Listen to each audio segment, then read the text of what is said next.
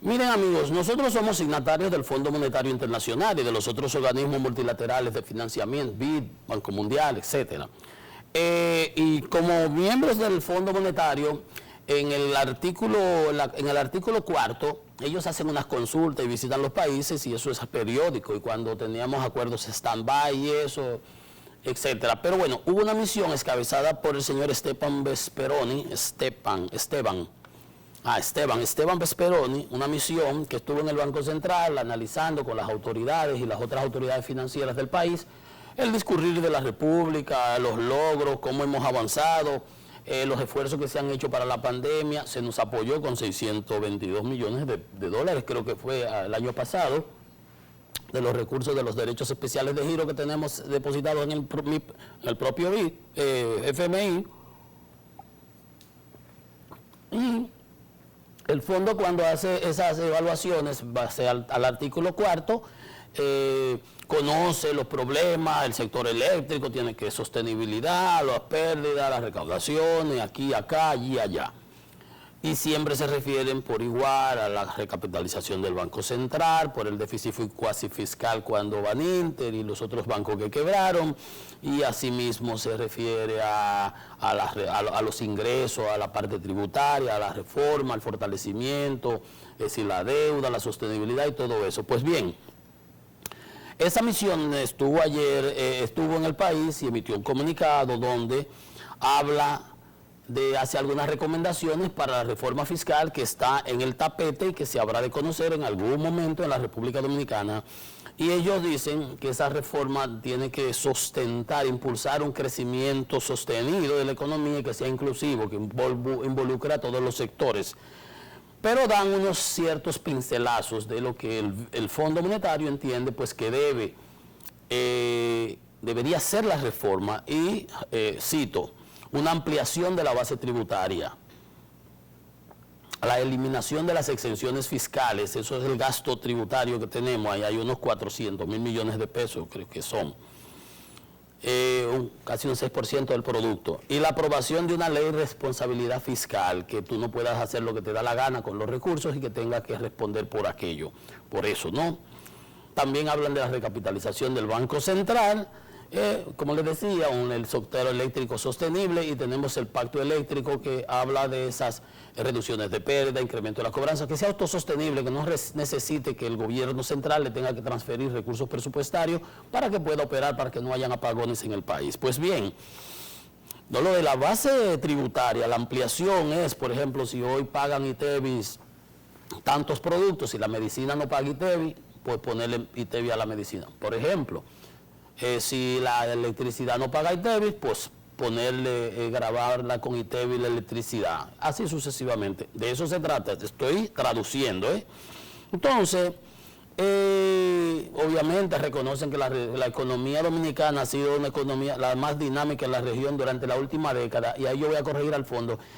Y yo tengo menudo para corregir al fondo, y cuando estaba en el Banco Central y cuando estaba en el sector eléctrico también, porque yo agarraba esos comunicados y hasta las comas, no, espera, eso está mal, y eso no es así, y eso no es acá, y eso no va así, y eso no va. Habían otros, conocí funcionarios que todos, San Fondo Monetario, San Banco Mundial, San BID, de una vez era lo que decían ellos. No. Yo trabajé en el Banco Central, yo trabajé en el Departamento Internacional, y tenía relaciones en el área de multilaterales, y sé cómo se manejan esa gente y cómo hay que tratarlo. Y a ese comentario que hacen, una economía más dinámica de la región durante la última década, eso no es así. No es durante la última década. Durante las últimas décadas. En español, claro, conciso y preciso. No en estos 10 años, no, es por 20 años, del 2004 hacia acá. En el 4 tuvimos el problema, o sea que tampoco es así. Reiteran el crecimiento que vamos a tener de 5,5, etcétera. Entonces, en definitiva, de lo que al final del día el fondo habla, y es así, es de la sostenibilidad para el pago del servicio de la deuda, que hemos llegado, ahora tenemos un 74% del producto. Indiscutiblemente, para tú pagar lo que debes, en lo que has tenido que incurrir, necesitas recursos. Y esos recursos o vienen inversiones o los recaudas del crecimiento de tu economía, del Producto Interno Bruto. Entonces habría que aumentar la presión tributaria, que la tenemos en 12.5 actualmente, que según la Estrategia Nacional de Desarrollo, para esta fecha debió estar como en 19. Pero es muy bonito poner los números. Decimos en términos económicos y técnicos que es muy fácil dibujar el pajarito y hacerle el piquito, que lo difícil es que pique, que coma. Es muy bonito poner 19, pero ¿y qué implica eso? Entonces, el fondo lo plantea muy bien para la sostenibilidad de la deuda, y es correcto, porque nosotros no podemos pagar la deuda con recursos extraídos de nuestra alcancía, porque no tenemos esa alcancía.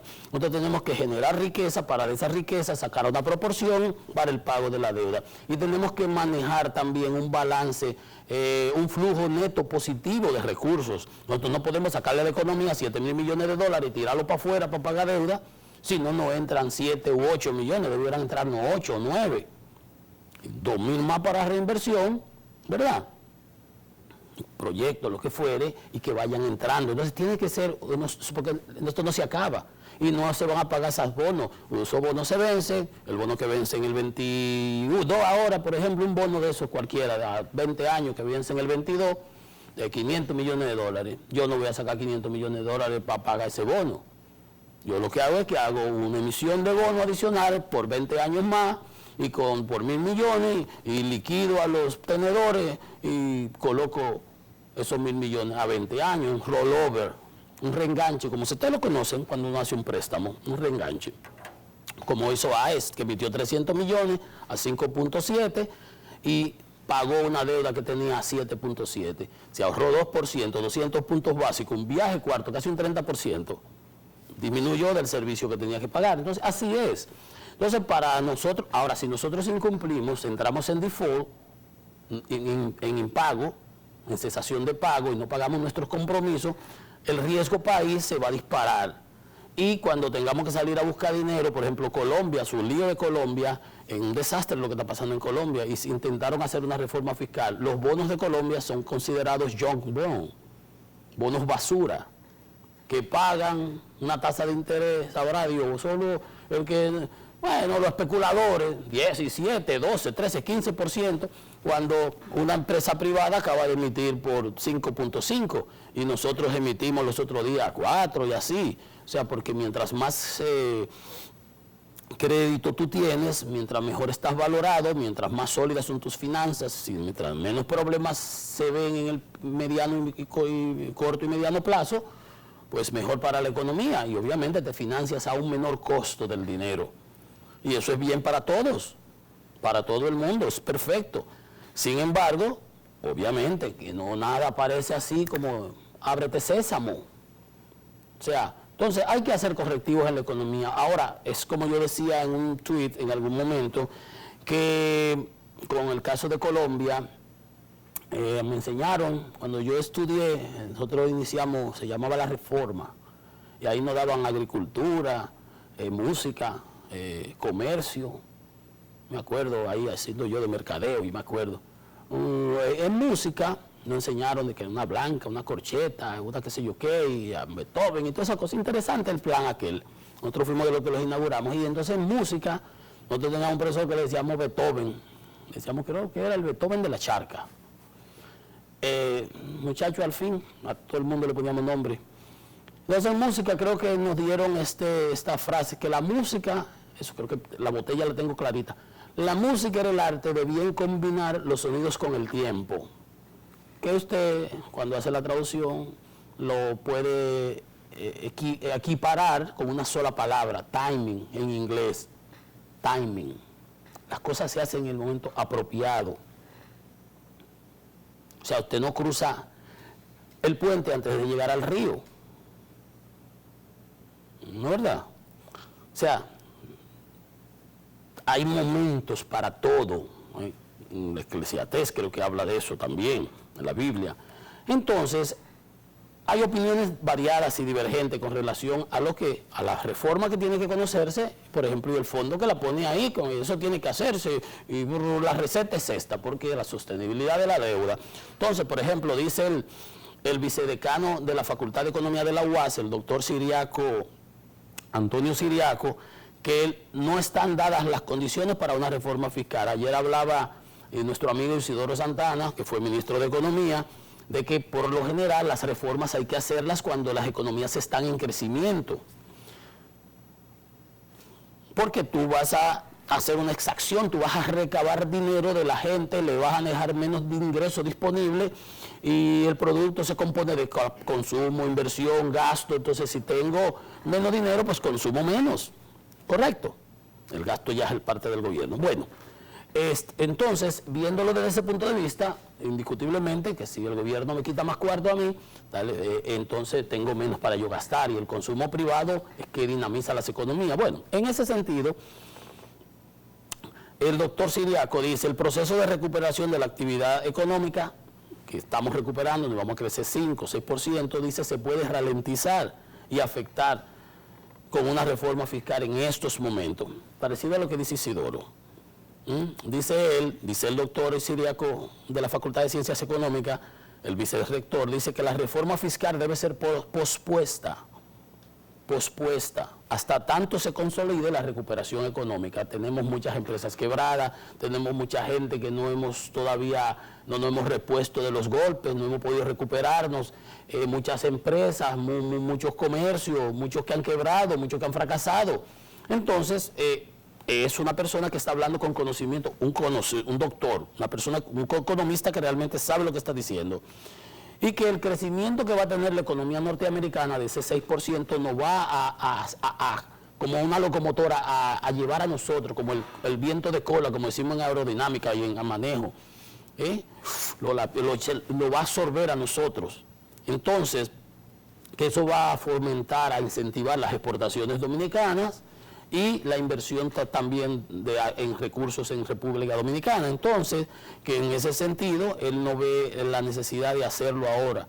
Que ese ciclo de expansión que va a vivir la economía norteamericana, ese rebote, pues nos va a beneficiar a nosotros. Hace sentido, ¿verdad?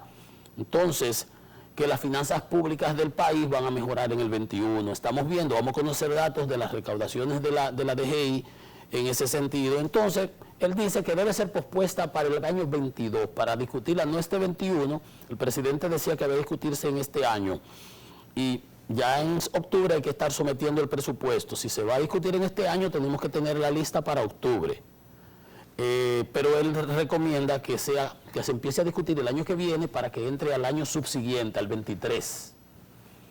Es una opinión. Yo les decía ayer que vamos en el programa de algún momento, cuando estos temas, a entrevistar a los especialistas, gente realmente con menudo y bagaje y responsabilidad y seriedad, para conversar del tema y para que se vayan, pues, que hayan opiniones variadas y donde se expongan y se conversen y se discutan de los pros y los contras que tiene. Dice que el país vive una paz social envidiable y que hay que actuar con prudencia. Esas son las palabras del vicerrector académico y de la Facultad de Ciencias Económicas de la UAS. Y en ese mismo sentido, que ya se había referido antes, se pronunció el doctor Leonel Fernández, que ayer juramentaba justamente a uno de los que me preceden en los programas aquí en la mañana, en Buenos Días, que es nuestro amigo Pedro Jiménez, lo juramentaba en la Fuerza del Pueblo. Y ayer se le preguntaba con relación a la propuesta de la reforma fiscal, y él decía, el doctor Fernández, un estadista, 3 veces presidente, conoce por dónde le entra el agua a coco, sabe de los aspectos políticos, sociales y económicos, no es un improvisado, y ha hablado de que la solución a estos problemas debe ser de manera global, y proponía un fondo global que todos los países latinoamericanos debían solicitar al Fondo Monetario, al BID, al Banco Andino de Fomento, al Banco Centroamericano, todo, porque todo es un asunto de plata, billete, dinero, ¿verdad? Que no era el momento para intentar una reforma fiscal en este país ni en las otras regiones de la nación, de la región, como se está viendo, por ejemplo, en el caso de Venezuela, de Colombia, perdón. y que habría, en el caso de hacer eso, una situación de ingobernabilidad y protestas sociales. Aquí, en el año 82, fue que hubo, cuando el fondo, aquel ajuste y aquellas desestabilizaciones que hubo y aquellas protestas que trajeron muchas muertes y muchos problemas. Yo estaba estudiando, yo estaba fuera, 82, tenía como 22 años. Supongo el presidente Abinader entonces tendría como 18 por ahí. Yo creo que soy mayor un poquito que el presidente. Entonces, yo creo que es un aporte, debe ser ponderado. Dice el presidente que América Latina, el presidente Fernández, debe tener una sola voz y pedir la creación de un fondo de cooperación y solidaridad. Es reiterativo, tiene sentido, y cuando teníamos la crisis de los alimentos, el presidente Fernández, unas propuestas que fueron conocidas en la FAO, aprobadas por las Naciones Unidas y recogidas en un documento a instancia del presidente Fernández, que lideró en ese momento un movimiento a nivel internacional sobre las especulaciones que había. Eso fue cuando la crisis financiera del 2008. Él era presidente. Yo pienso que el presidente Abinader, que ya lo mencionó en Andorra, en el Principado de Andorra, ahora en América, que dice que vienen los ministros de Hacienda, Economía, vienen a una reunión acá al país, y él debiera aprovechar y usar las propias relaciones, tanto de él, de su partido, como del presidente Fernández, para motivar eso que propone de América Latina, de un fondo de cooperación de solidaridad, porque no es un problema que ningún país lo va a poder resolver por sí solo. Y además de eso, con conocimiento de causa, el presidente Fernández señalaba que las agencias calificadoras de riesgo, Standard & Poor's, Moody, etcétera, ellas presionan porque obviamente, los números son eso, y W, triple B, investment grade, por ejemplo, o bono basura, etcétera, pero que ellas no evalúan el componente social y político. Y eso hablaba yo ahorita, ante de estas dos opiniones, opiniones, ¿verdad?, solventes, de peso, que era un asunto de timing. Todos estamos contestes, todos estamos de acuerdo en que hay que hacer la reforma. Todos sabemos que es imprescindible, que hay que darle sostenibilidad a la economía. Ahora, ¿cuándo es que lo vamos a hacer? ¿Cómo es que lo vamos a hacer? ¿Y en qué sentido lo vamos a hacer? Entonces, eso es importante. Bueno, ahí está presentado el panorama para evaluación. Yo pienso que hay que tener cierta cautela y cierta prudencia y no tomar esto a la ligera, como decía yo, a veces los funcionarios hacen las cosas en sus oficinas, en el frío. Esos números no son tan simples y sencillos. Hagamos una pausa, venimos con más en breve en Economía y Mercado.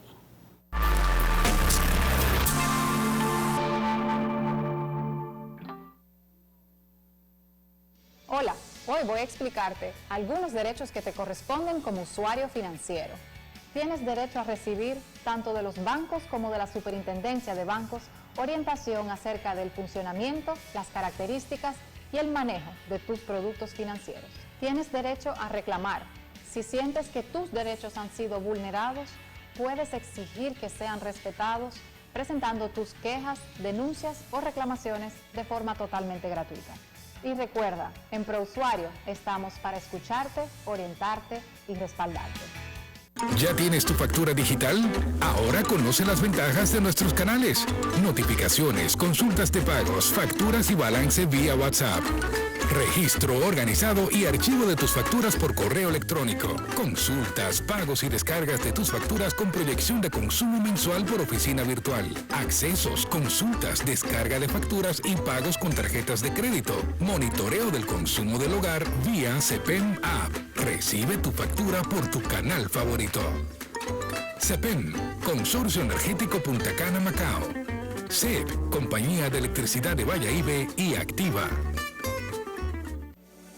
En Banreservas hemos apoyado por 80 años la voluntad del talento dominicano, identificándonos con sus más importantes iniciativas, para que quienes nos representan siempre puedan mostrar lo mejor de nosotros.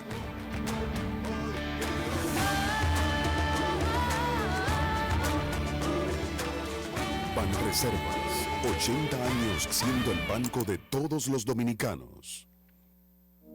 En AES, aceleramos la transición en la forma como el mundo usa la energía, asegurando que esto suceda de manera segura y sostenible para las personas en nuestro